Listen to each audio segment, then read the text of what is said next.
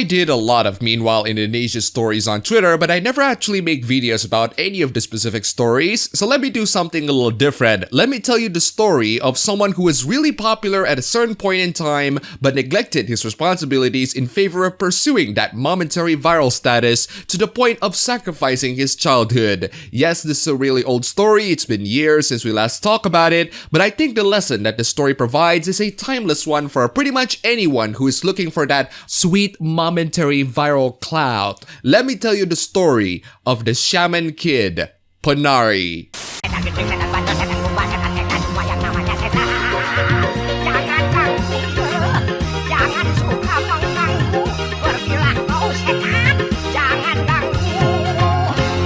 Muhammad Ponari Ramatullah, also known as Ponari, is a little boy from the Balongsari village, Jombang, East Java. The year was 2009. At the time, Ponari is just your normal, everyday Indonesian kid living in a small village. At one point, it was a very rainy day, and he was playing among the rain like a lot of kids in the village do.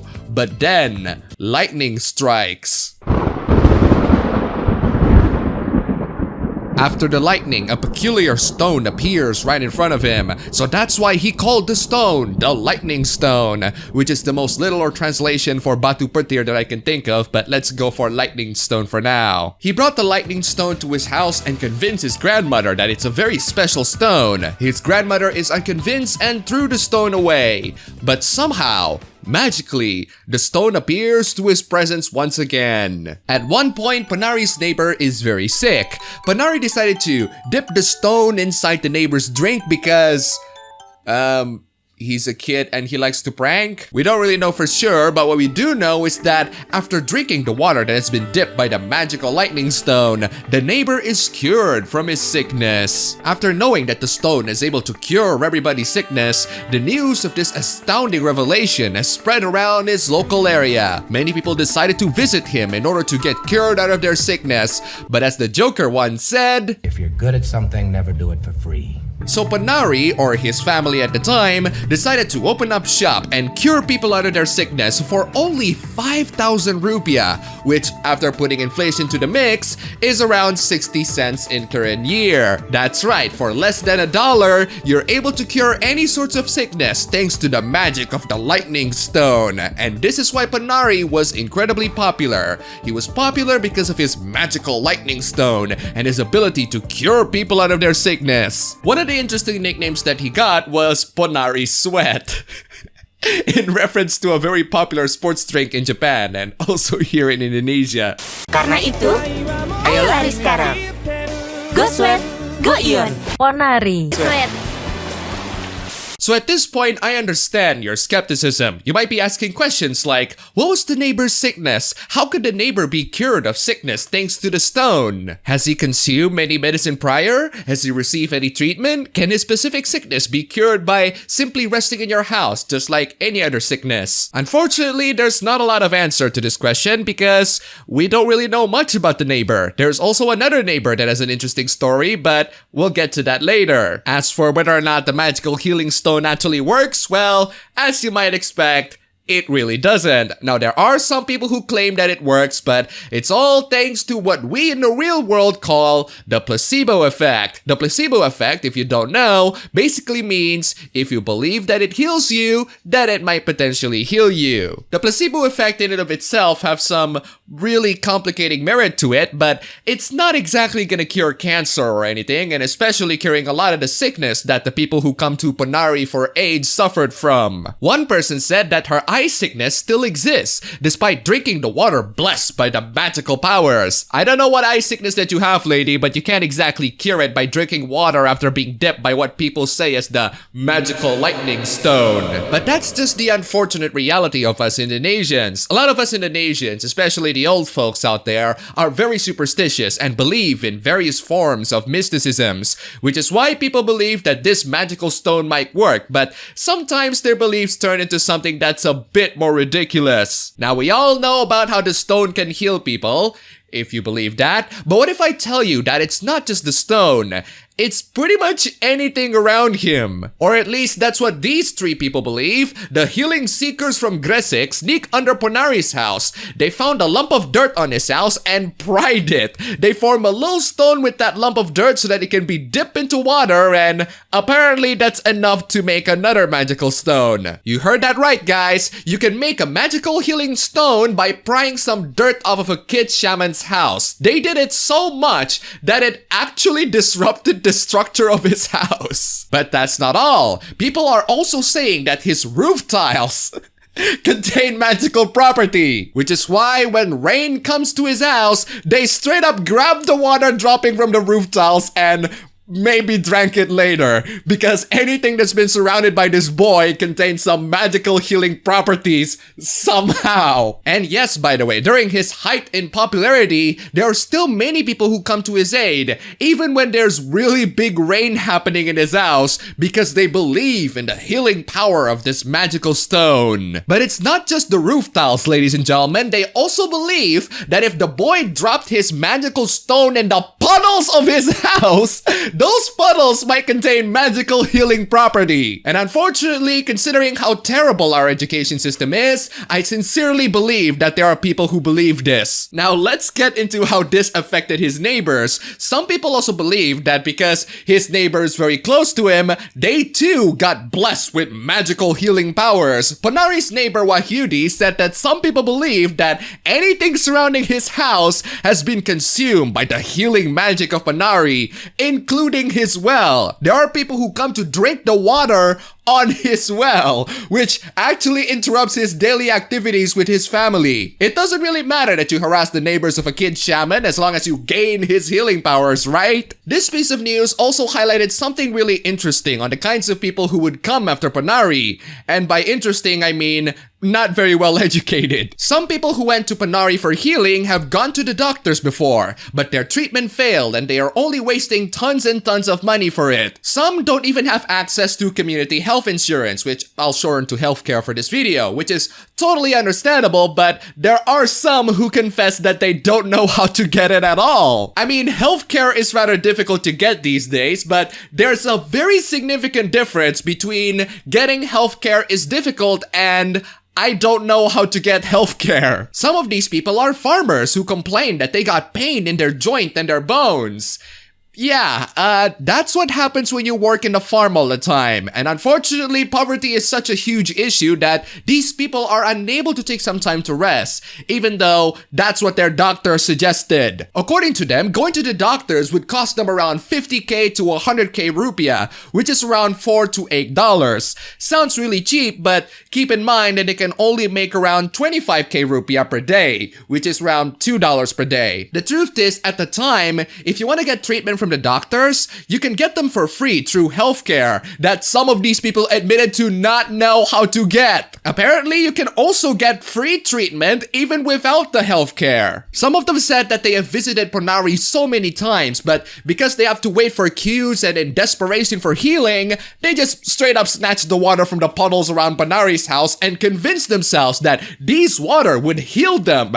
Somehow, this level of idiocy and desperation has led into actual deaths. There are 4 recorded deaths that happened around Ponari's house. 2 of them are from street vendors who are capitalizing on the profits you can gain from the potential customers of this rather long queue, and 2 of them are from actual patients. But none of them actually died because Ponari healed them. Apparently, they died because they were exhausted thanks to them being crammed by other patients waiting on the queue, or exhausted in general. There is one patient of Ponari who received treatment from him and actually died. He was a young boy named Dimas who is 3.5 years old at the time. He suffered from encephalitis, which, to put it simply, is an inflammation of the brain due to viral infection. Now, I am no doctor, but that doesn't sound like an illness that can be cured by some magical water from a lightning stone. But the water itself was not the one that killed the boy. It's his parents and their negligence towards pursuing actual medical treatment from doctors and medical professionals. They instead chose the magical healing power of some kid shaman's lightning stone because that's how desperate we are these days. Thankfully, in current year, not a lot of people go for Ponari's magical stone treatment. We get smarter as time goes by.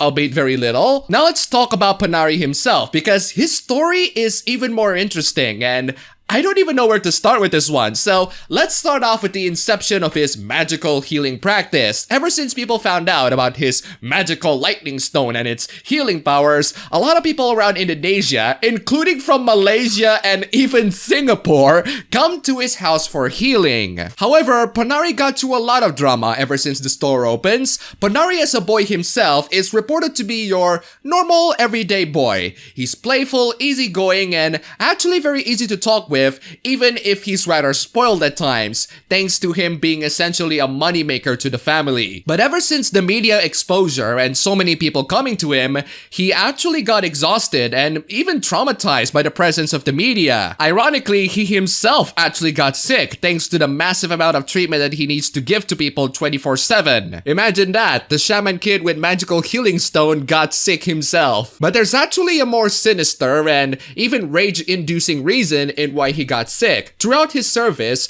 Ponari didn't just dip the stone to everybody. He has to be carried around while he's doing the dipping. Now, some say that this is because he's spoiled, and while that might be true, I think there's a more sinister reason for it. The reason why he's carried around is because, as he confessed himself during many interviews in the future, he's not even conscious. Did I say that he worked 24/7? He did work 24/7. According to his parents, he was forced to work at the early morning all the way to the night, even if he's still sleeping at the time. And thanks to him being forced to work 24/7, he just straight up quit school for a while. Keep in mind that Ponari is around 8 to 9 years old at the time. I actually feel bad for the kid because he's just a kid. He doesn't really know how the world works. I don't feel bad about pretty much anyone who exploited him and milked him and his magical stone for money. I think those people are more responsible for this entire mess. By the way, all this time,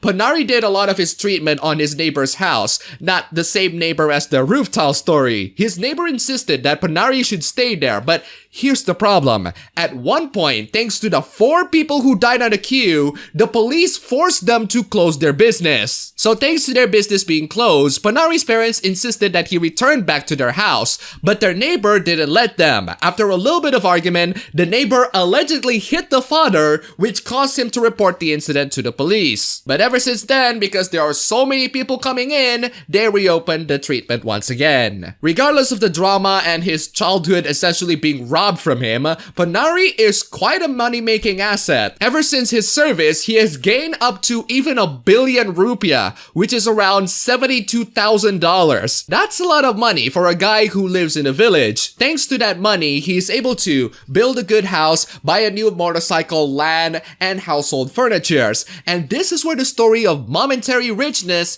comes to an end. We've learned quite a bit of lesson throughout the story, but there's one more important lesson that we need to talk about in regards to gaining temporary clout. As time goes on, the money that Ponari gained, thanks to the treatment that he gives to everybody, is slowly but surely dwindling. Years after the treatment, the number of people going for his treatment has severely declined from hundreds of people to maybe a couple, and they only pay a very small fee for it. Since there aren't that many people coming for his treatment, he has to go back to school. But unfortunately, it's really difficult to pay for his school as well, to the point where he dropped out of school. That's right, even he, who gained millions of money, still struggled to afford school. Somehow. Thankfully, he has gotten better these days. He has turned into just your normal everyday teenager. He has been learning Indonesian's martial arts pencaksilat. He loves to ride around with his rather expensive motorcycle. And like most normal everyday teenager, he prefers to spend his time playing video games. He even had a fat PS2 at one time. Can totally relate, my friend. His dream is to have his own business and farming local fruits, and he's doing his best to achieve it. So that, my friend, is the conclusion to the Ponari story. The shaman kid who went viral at one point in his life, but has to face the unfortunate reality that maybe his viral status can't be maintained forever. So what do we learn from this entire story? Well, first off, Don't drink off of puddles or drops of rain in roof tiles, that's just disgusting. But seriously though, people's superstition can be incredibly unhealthy towards many things, and thanks to their utter desperation, they cannot move on past the traditional mindset. This can cost people's lives, and if there's anyone in your family who insisted to go to shamans for treatment, I'd suggest you to stay away from them as far as possible. But the most important lesson that is still relevant to this day and to pretty much anyone here is that not everything that goes viral stays viral. You might be relevant for a certain point in time, but that popularity will be lost, and you're unable to make money off of that popularity anymore. Ponari is a cautionary tale for people who achieve that clout. You might be able to get tons of money from it at a certain point in time, but that is no guarantee of your entire career prospect, and it should not be a defining factor for your future. And when you do want to achieve that viral status, at least being the boy who healed people with magical stone is much better than many other dumb reasons for being viral on the internet these days. And speaking of internet, did you know that Leonardo DiCaprio died on a pileup in Indonesia? Not the actor, mind you, just someone who just so happened to have the same name. I brought that news up again because Ponari died because he played too much fireworks at his house. Not the shaman kid Ponari, but a 50-year-old man named Ponari who just so happened to have the same name. That, my friend, is Indonesian level clickbait, and we're probably gonna be seeing a lot of those in the future.